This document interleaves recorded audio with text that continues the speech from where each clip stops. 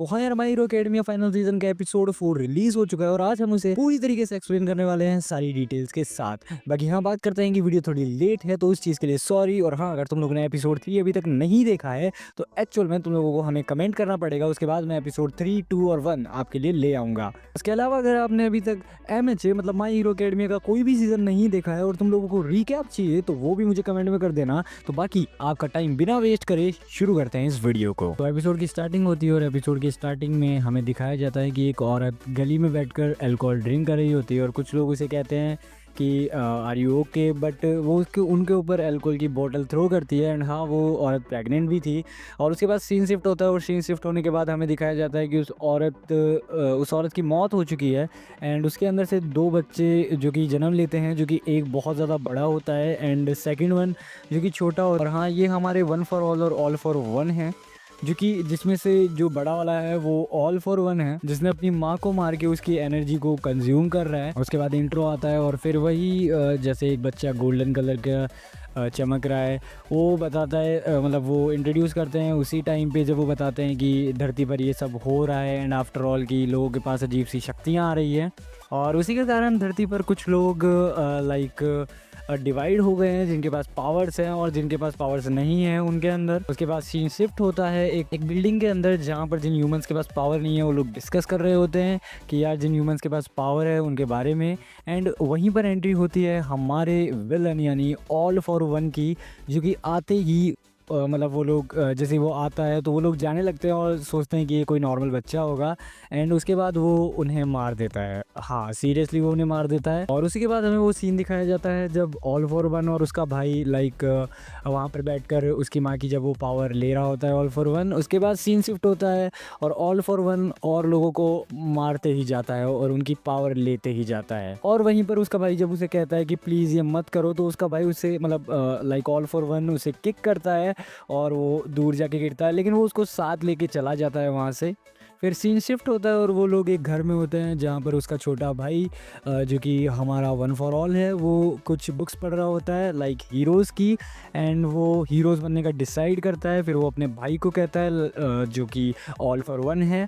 और फिर वो आगे कहता है वो इनवाइट करता है वन फॉर ऑल उसे, और वन फॉर ऑल इनवाइट करने के बाद ऑल फॉर वन आता है और पढ़ने लग जाता है बुक्स। उसके बाद सीन शिफ्ट होता है और 3 साल बाद का एक जंप आता है, जिसके अंदर हमारा वन फॉर ऑल जो कि बुक पढ़ रहा होता है और उसके बाद हमारा विलन जो कि ऑल फॉर वन है, वो अचानक से आता है मून के साइड से और उसका कलर थोड़ा ग्लोइंग सा हो रहा होता है। तो उसके बाद जब वो पूछता है वन फॉर ऑल उससे कि ये क्या हुआ और तुमने क्या किया, तो उसके बाद हमारा ऑल फॉर वन बताता है कि वो बताता है कि अभी अभी कुछ 50 बेबीज जिनका बॉर्न हुआ है इंडिया के अंदर, उनके पास मेटा एबिलिटी थी।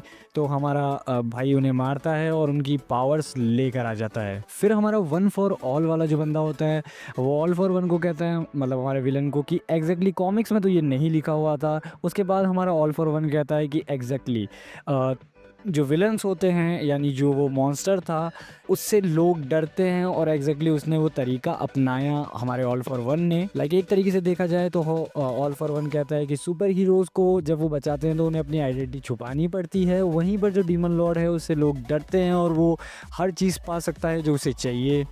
उसके बाद एक और जंप होता है पर उसमें बताया नहीं जाता कि कितने साल का गैप है, बट तुम मान सकते हो कि इसके अंदर 10-12 साल का गैप तो होगा ही, क्योंकि दोनों के दोनों बड़े हो चुके हैं। तो हमें सीन दिखाया जाता है जहाँ पर हमारा all for one one for all को कन्विंस करवाना चाहता है कि तू मेरे साइड आ जा, क्योंकि बिना पावर्स के तू कुछ भी नहीं है। और बस यही सब बातें उनके बीच में चलती है और वो वहीं पे उसे पावर्स देता है। उसके बाद all for one one for all को पावर देता है एंड उसके बाद वो उसका नामकरण भी करता है योइची।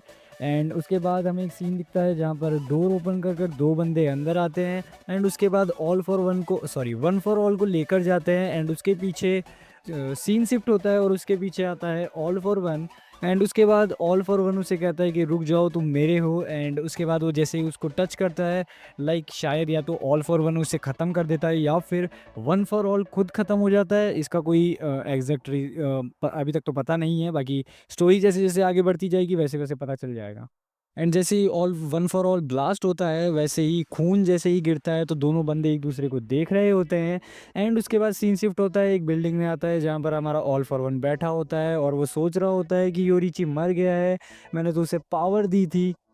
और वो सोच रहा होता है कि यार मैंने अपने भाई को पावर दी और वो मर चुका है, एंड उसके अलावा क्या वो पावर डिसअपेयर हो गई। और उसके बाद वो कहता है कि यार ऑल फॉर वन यानी योइची वो एक यूज़लेस बंदा था, हम दोनों साथ में पैदा हुए थे और यही बात है। एंड उसके बाद वो सोचता है कि या तो उसने शायद पावर ट्रांसफ़र कर दी होगी। उसके बाद सीन शिफ्ट होता है और सीन शिफ्ट होके हमारे उसी बंदे पे आता है जो कि योइची को पहले बचाता है। एंड उसके बाद दूसरा बंदा उससे पूछ रहा होता है कि ऑल फॉर वन ने तुम्हें टच किया है। तो फिर वो दूसरे बंदे को जिसका नाम ब्रूस होता है, तो वो कहता है अबे तू अपना काम करो, रिजल्ट दे जल्दी से जल्दी। उसके बाद वो कहता है तुम कुछ दिनों से लाइक अजीब सा फील कर रहे हो, तो हाँ तुम्हारे अंदर दो पावर्स आ चुकी है, मतलब तुम्हारे अंदर जो पहले वाली पावर थी वो तो है, लेकिन तुम्हारे अंदर एक और पावर आ चुकी है।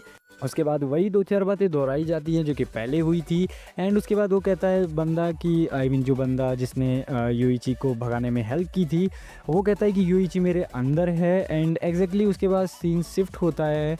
एंड उस सीन के बाद हमें दिखाया जाता है यूइची कहता है कि लाइक मैं तुम्हारा सपना पूरा नहीं होने दूंगा, तुमने मुझे ज़िंदा रखा। एंड सीन शिफ्ट होता है उसके बाद, और सीन शिफ्ट होने के बाद हमें दिखाया जाता है उसके बाद ऑल फॉर वन गला पकड़ लेता है उस बंदे का जिसने यूइची को भगाने में हेल्प की थी। और उसके बाद वो रोने लग जाता है और कहता है कि मैं जानता हूँ और मैं कंफ्यूज्ड हूँ, कुछ इस तरीके से। उसके बाद हमारा ऑल फॉर वन आगे ये कहता है कि यार तू वो बंदा है, लाइक मैंने लोगों को डरा के रखा और बहुत कुछ, लेकिन तू वैसे नहीं कर रहा है जैसे कि मैं विश कर रहा था। एंड फिर ऑल फॉर वन आगे कहता है कि यार मैं तुम्हें कितना भी चेस कर लूँ, तुम आगे बढ़ते ही जाते हो, अपनी शक्ति आगे ट्रांसफ़र करते ही जाते हो। उसके बाद ऑल फॉर वन मतलब प्रेजेंट में शिफ्ट होता है और वो कहता है कि ये सब तुम्हारी गलती है, कूदो। प्रेजेंट में हमें बाकू को दिखाया जाता है जो कि ऑल फॉर वन के सामने था, और भाई लाइक ऑल फॉर वन बहुत कुछ कह देता है उसे।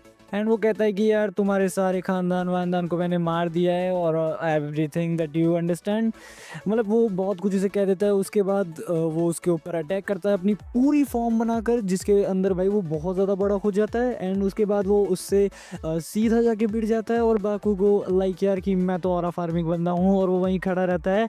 एंड उसके बाद वो अपना ब्लास्ट करता है और उसके बाद like I mean all for one जो होता है वो नीचे गिर जाता है, उसकी जो पूरी फॉर्म थी बड़ी सारी वो ढेर हो जाती है।